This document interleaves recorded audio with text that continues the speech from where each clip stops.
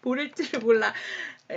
근데 저는 이제 그 주식 공작단을 보면서 제가 이제 옵션에 대해서 막 공부를 하고 막 이러면서 구멍구멍이 많았어. 뭐 그걸 했으니까 구멍구멍이 많았는데 그 구멍구멍을 이제 메꿀 수 있었어요. 그 주식 공작단을 보면서 공부를 하면서 메꿀 수 있었어. 이제 그래서 활용을 하죠. 어떻게 활용하는지 설명을 드릴게요. 이런 아까 아이런 컨더는 영상 이제 올렸죠. 여기에 가치네 크레딧 먹는 거야. 여기랑 여기. 그러니까 아이런 컨더를 잡을 때는 저는 볼륨 프로파일을 봐요. 요거를 보고 30선 있지. 이 30선을 놓고 얘네 그 펜절림이라고 제가 말씀드리죠. 자석이야 얘가. 자석이 가운데 있어. 이 자석이 있는데 밑으로 그러니까 항상 모든 차트는 그래요. 어떤 차트든 20선 위에 있거나 그러니까 저는 30선을 쓰지만 20선 중간선 그러니까 펜절림이 되는 라인 위에 있거나 아래에 있거나 둘 중에 하나야. 화면이 안 나오나요? 둘 중에 하나인 거야.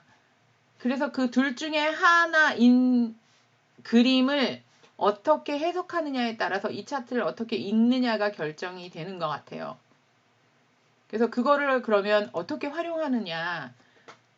그래서 첫 번째 차트를 활용할 때 제가 하는 게 첫 번째 매수 매도의 차트를 활용할 수 있죠. 30선을 뚫고 올라가면 매수, 30선을 뚫고 내려오면 매도인데 뚫고 올라갔을 때 8일선을 깨면 매도. 사실은 여기가 매도였어요. 그리고 저는 이 두 번째 이 마지막 파동 안 먹잖아. 여기가 매도야. 여기서 사서 여기서 매도야. 내렸지. 여기 지지받았지. 여기 매수야. 어디 매도야? 여기 매도야. 이게 아마 여기가 8일선일 거예요. 이평선 안 그려놔도 보여 이제. 보여. 아 보인다. 그래서 여기에서 지지받았다. 샀는데 8일선 타고 올라가다가 이 볼린저 밴드 벽 가기 전에 떨궜죠. 그럼 8일선 여기서 아마 하회했을 거예요. 그럼 여기서 헷갈렸을 거야. 이거 매도야 아니야? 짧았지만 여기 매도야. 근데 이럴 때는 파동을 읽는 사람이면 1, 2, 3, 4, 5 해갖고 여기 5파 다 끝내고 익스텐드 파동에 뭐가지 따는 자리가 여기라는 걸 알고 있었어야 돼요. 그러니까 전체 파동을 읽을 수 있기는 해야 돼. 그래서 30선의 매수 매도 이걸로 활용할 수 있고요. 두 번째가 뭐냐면 얘는 지금 나름 우량주야. 그쵸? 좋은 주식이에요. 옥타. 좋은 주식이야. 크레임 아저씨 되게 좋아해. 크레임 아저씨가 옛날에 여긴가? 어디서 옥타 사야 된다고 막 그랬어. 좋은 주식이야. 좋은 주식이라 이런데 성장주를 볼게요. 성장주에서 또 어떻게 이거 아이런 컨더를 얘기를 하고 넘어가야 되겠다. 그러면 이렇게 해서 내가 옵션을 활용할 때 얘는 비싸잖아. 비싸죠. 그래서 모으면 이렇게 사면 그렇게 막 큰 거를 사지 못해요. 그래서 만약에 내가 여기서 콜을 들어갔다. 그러면 얘가 올라가서 내려갈 자리를 요걸 여기다 갖다 붙여. 그러나 여기다가 벌티칼 칠 때 여기 매수, 여기 매도에다 대고 벌티칼을 쳐요. 벌티칼을 칠 때는. 다시. 자, 여기 이 컵 뚫고 올라갔죠. 뚫고 올라갈 때 여기 이제 딱 시그널 보고 바닥 다지고 여기 이제 헤드앤숄더였지. 뚫고 올라갈 때 콜 바이 하고 셀 자리를 봐야 되잖아. 그러니까 전 들어갈 때 매도 자리를 보고 들어가잖아요. 그러니까 뭐 스탑 사일. 이 깊이를 여기다 갖다 붙여. 그러면 여기다가 콜셀인데 여기가 딱 같지 아닐지 모르잖아요. 그러니까 요거에 제가 이제 보통 버티칼 잡을 때 보면 이렇게 잡아요. 요 자리. 여기서 이 깊이의 75% 정도 올라간 자리. 요런 데다 콜셀을 때려요. 그러면 프리미엄이 있기 때문에 여기에서 빼는 거하고 같은 효과가 나요. 보통 이렇게 잡아요. 버티칼. 제가 어떻게 잡는지 궁금하셔 해서 그거는 얘기를 드렸고요. 지금 버티칼. 상방으로 보는 거. 이제 하방으로 보는 건 잘 안 잡아. 자꾸 잘 안 보여. 안 볼 관심이 없나? 위로 가는 것만 보려고 하나? 그런데 이제 이렇게 해서 내렸다가 오래 횡보했죠. 그러면 얘가 언젠가는 차트를 만들고 여기든 뚫고 올라가는 모양이 나올 거 아니에요. 오랫동안 횡보해서 그 덕에 여기에 갇혔어. 언젠가 뚫고 갈 거야. 그런데 시간 프레임으로 보면 뭐 요 정도 파동이 여기 한 번 더 올 거야. 그러면 날짜가 어느 정도 돼? 2월에 끊기는데 저는 2월쯤에는 결정이 날 거야. 그러니까 나는 1월 21일 끝까지 보지 않고 1월 21일 기준으로 여기다 아이언 컨더를 쳤어요. 자, 요렇게 해서 활용하는 방법 한 가지. 그 다음에 성장주. 이것도 뭐 글루는 설명을 드렸어요. 자, 개떡락한 나의 성장주. 얘가 문제예요? 아니야. 안 판 사람이 문제야. 아, 얘는 쏠이네. 쏠이 뭐야? 매도를 안 한 사람이 문제예요. 문제라고 해야 되나? 아, 문제는 아니지. 매도를 안 했기 때문에 손해가 나는 거지. 차트 안에서. 뭐 그거는 각자 자기 투자 스토리가 있는 거니까. 나는 원래 사서 안 파는 사람이야. 뭐 그러면 그냥 그렇게 투자하는 거죠. 얘도 이렇게 갇혔다? 갇혔죠. 이제 그러면 나는 이거 이제 그림을 보기 시작하는 거야.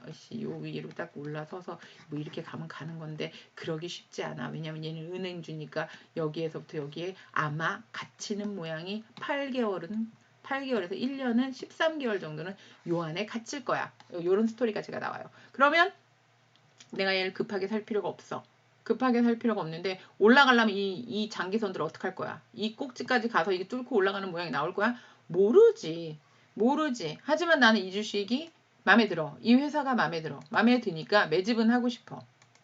매집을 하고 싶은데 이게 바닥이 어딘지 어떻게 알아? 그러니까 이렇게 내렸을 때 얘 파동 나가리 됐잖아. 내렸을 때 매수를 하죠. 매수를 했어. 그리고 어제 여기서 매수했나? 매수했어. 매수하자마자 콜셀 쳤어. 바로 콜셀 쳤어. 100주를 사고 100주가 1불 정도 줬을 때 내가 크레딧을 78전을 주고 팔리게 했어요. 그러면 나는 얘가 만약에 올라가면 그냥 178불의 수익을 갖고 100주를 줘버려. 그런데 얘가 내렸어. 오늘 내렸죠. 내렸으면 어떡해? 78전에 팔아놓은 거를 이득을 그냥 갖고 있는 거야. 뭐 걔가 어떻게 될지 모르니까. 17불 50에 17불인가 17불에다가 제가 16불 48에 사면서 17불에다가 커버드 콜을 했던 것 같아요. 그러면 17불 50에다 했나? 17불 50 뭐 두 개란 것 같아요. 어제 500주 하면서. 그럼 얘네가 내려오잖아요. 내려오면 얘네가 어쨌든 해지가 좀 되잖아. 그럼 바닥이 어디야? 몰라. 그럼 얘는 해지는 그냥 들고 있는 거야. 들고 있다가 반등을 하는 자리가 보이면 이제 그때 커버드 콜을 청산을 하고 반등을 할 거를 기대하는데 내가 틀렸어. 내려가. 어떻게? 견뎌야지.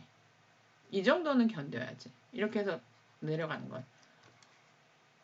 그런데 만약에 차트가 깨져서 내려가. 나는 얘가 이렇게 내려왔다가 반등을 뭐 여기든 어디든 할 거라고 생각했는데 깨고 내려가 버려. 그러면 내가 지금 마이너스가 난 게 있죠. 그러면 해지로 해서 그 플러스 먹은 거 뭐 78전에다가 얘가 마이너스가 15불 부르면 한 120이라고 치고 120불 손해야. 그럼 60불 손해죠. 그럼 60불이 커버될 만한 자리를 찾아요. 기간 안에서. 왜냐면 얘가 이렇게 내려오는 순간 이 볼륨대가 저항이 될 거라 요 위로 18불 위로 가기가 쉽지 않을 거야. 그러면 18불 아래쪽에 있는 가격 중에 혹은 18불 딱 걸리는 자리 뭐 기간 중에서 내가 손해본 분 플러스 팔려도 억울하지 않은 가격에 콜셀을 다시 잡아요. 뚫어서 차트를 깰 때. 이런 방법을 하나 쓰고요. 또 한 가지 방법은 뭐냐면 내가 계획적으로 얘를 여러 개를 사고 싶은데 돈이 없잖아. 이걸 어떻게 나는 얘를 1000개를 사고 싶어. 1년에. 근데 난 지금 돈이 없어. 근데 내가 매달 어떻게 해서든지 뭐 어느 정도 액수 들어오는 게 있어. 그러면 얘를 뭐 쪼개면 80개 정도 되네. 한 달에. 그러면 80개 정도면 뭐 한 3개월 80개 정도 한 달에 살 정도면 시드 걱정을 안 하겠네. 그러면 자 계산을 바꿔서 나는 얘를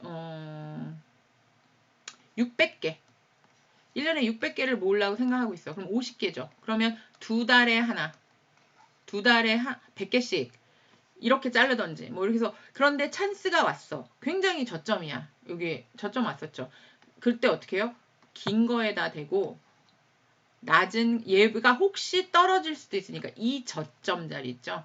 이 저점 자리에 맞춰서 혹은 이 저점보다 밑에 자리에 콜을 바이 해놔요. 롱콜을. 그랬는데 얘가 반등해서 이렇게 올라가. 수익이 많이 생겼어. 그럼 고민을 해요. 얘를 그냥 둘까? 청산할까? 그래서 저는 이번에는 여기에서 주식 매수한 물량이 좀 있기 때문에 얘를 그냥 익절했어요. 얘를 익절해서 여기서 뺐어. 빼고 나서 그런데 나 더 살라고 한 게 있었는데 마침 또 호재가 터져줬어. 딱 그러고 나서 그 단톡방에 올려주셨더라고요. 그래서 다시 주웠어. 다시 줍고 이걸 했어. 근데 그 전에 요 밑에 있을 때 요거 하기 전에 이 앞쪽에다가 콜을 바이를 해놓은 게 있어요. 콜 바이를 해놓은 게 있어. 그러면 두 달 단위로 저점이니까 찬스라고 생각해서 100개씩 한 개, 뭐 두 달 뒤에 또 한 개, 뭐 이런 식으로 이렇게 저점이다 생각해서 쳐놓는 거예요. 쳐놨는데 얘가 올라가서 반등해서 이득이 되면 청산하고 그 자리에서 바로 주식을 사고 커버드 콜을 때리는 뭐 이렇게 하는 방법을 쓰던지 이렇게 해요. 그런데 이게 지금 파동 중이야. 파동 중이라 얘가 이렇게 해서 내려가 버렸어요. 나는 그럴 일 없길 바라지만 12불 50에다가 콜바이를 해놨는데 얘가 13불을 뚫고 내려가는 모양이 생긴 거야. 이 저점을 깨는 모양이. 그러면 이게 먼 날에 있으면 상관없는데 내가 만약에 12월 17일 날 쳐놨어. 그러면 저는 얼리 엑서사이즈에서 그러면 이거 만약에 안 사드리면 혹시 그럴 일 없다고는 생각하지만 이 밑으로 내려가면 내 옵션이 휴지가 되죠. 그러니까 얘를 사드려요. 얼리 엑서사이즈에서 바꿔버려.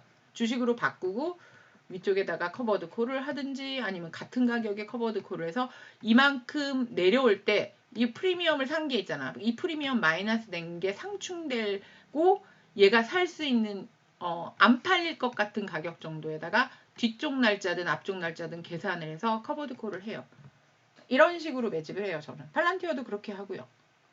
그렇게 하니까 서둘러서 저점이야 막 올라가는데 막 따라서 사 이런 그 패닉 바잉이 없어요.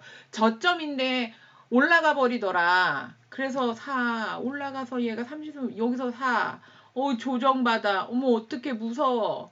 이런 거에 이렇게 차트의 움직임에 내가 몸을 실는 게 아니라 내가 계획을 해서 나는 얘를 얼마에 살 거야. 나는 얘를 1년에 몇 개를 모을 거야. 이런 스토리를 먼저 세우다가 그런데 이제 뭐 얘가 얼추 이렇게 해서 뭐 이쯤 갔어. 근데 난 원래 한 달에 100주씩 살려고 그랬는데 얘가 20몇 불이야. 여기서 100주 안 사. 기다려. 언제까지? 얘가 이렇게 내려왔지만 설령 이렇게 안 내려오고 이렇게 딛고 반등해서 여기 뚫을 때까지 얘를 뚫는 자리를 그러니까 이렇게 뚫는 자리가 되거나 그러니까 여기 이렇게 파동이 익었잖아. 여기 익스텐드 파동가 건잖아. 그러니까 파동을 아는 것도 중요해요. 여기서 바닥부터 익스텐드 했는데 여기서 바이해? No, 바이 안 해. 왜 바이해? 여기서 제가 그랬잖아요. 이거 바이 그때 막 방에다 쓰시길래 요거 깨면 매도다 했잖아. 20불에 그리고 22불에 나 팔고 나왔잖아. 왜 파냐고? 여기서도 23불에 팔고 나왔대. 장기 투자를 하시면서 왜 파냐고요? 왜냐면요. 내려가면요. 혹시 내가 틀려서 이렇게 가면 여기서 난 사면 돼요.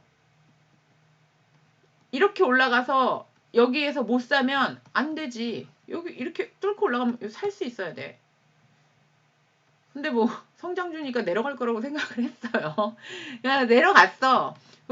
그러면 여기서 한 번, 두 번 트라이했는데 세 번째니까 뚫지 않을까? 또 내려갔잖아. 언제 뚫을지? Nobody knows. 몰라.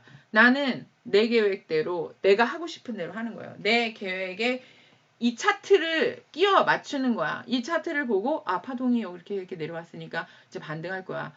1, 2, 여기 3, 4. 여기 깨면서 여기 이거 안 깨는 이런 지지가 나오면 그러면 스토리를 다시 짜야겠다. 그러니까 이런 스토리를 자기가 만들어서 하는 거예요. 딸려다니지 않고 근데 시즈널리티는 있어요. 그거는 봐요.